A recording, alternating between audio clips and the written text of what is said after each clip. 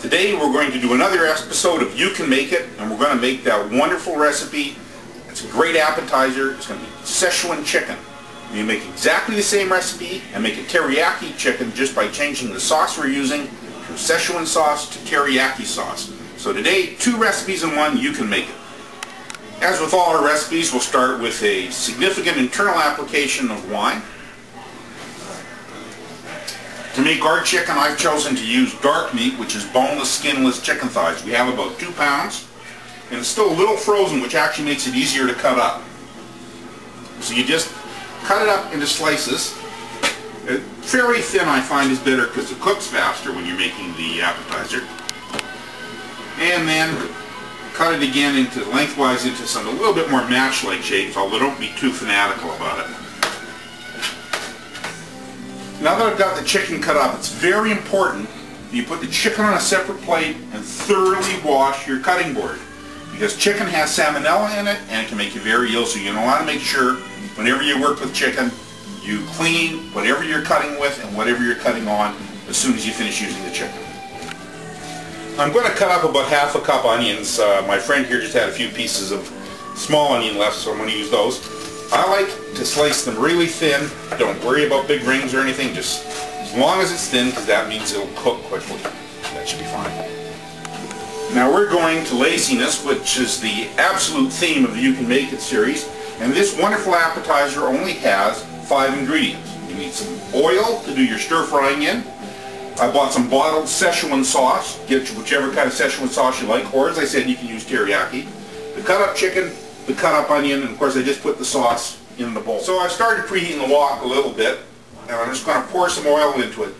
You want the wok set to at least 400 degrees, because what you're going to do is wait for that oil, which is about 2 tablespoons of oil, to just start to get a couple of wisps of smoke off of it, and that means the oil is hot enough to cook in.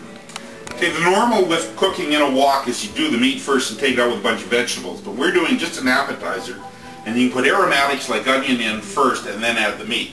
So the first thing I'm going to do is just dump in about ½ a cup of thinly sliced onions, and we're going to stir it around and just keep it moving until it's the color we like. I like it to pick up just a little hint of golden, so we'll just keep stir frying it. Okay, there's just starting to get to the slightest little bit of golden on the edge of the onions. That's exactly what I want. When you put the chicken meat in, it slows down the cooking so the onions won't overcook. So you just toss the onions in. Now the real secret of stir-frying meat is to keep it moving. Keep tossing it around, just keep it moving. That's why they call it stir-frying. I've been cooking the chicken just for a couple of minutes now, and how long it'll take to cook depends on how much meat you put in. But as you can see, there's still little red bits, so we're going to cook it a bit longer. The chicken's been cooking for 3 or 4 minutes, and as you can see, there's no red left in it. So now's the time to see if the chicken is done.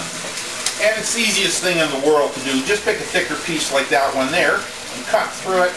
And if there's no red in the center, as there isn't any in that, the chicken's cooked. It's got to be totally cooked all the way through to make sure you don't get sick.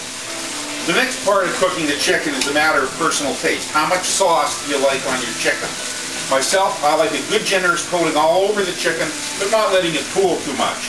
So I'll put, to start with, about ½ a cup of sauce on top of the chicken and just stir it around. I decided that there's not very much color on the chicken from the sauce, so I'm going to add about another ½ a cup of sauce to give it lots of color and flavor.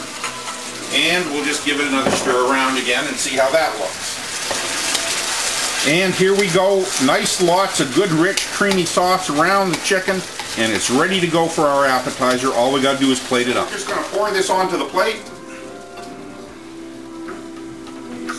and move it around so it looks pretty on the plate. And you've got a perfect size appetizer for about 4 people.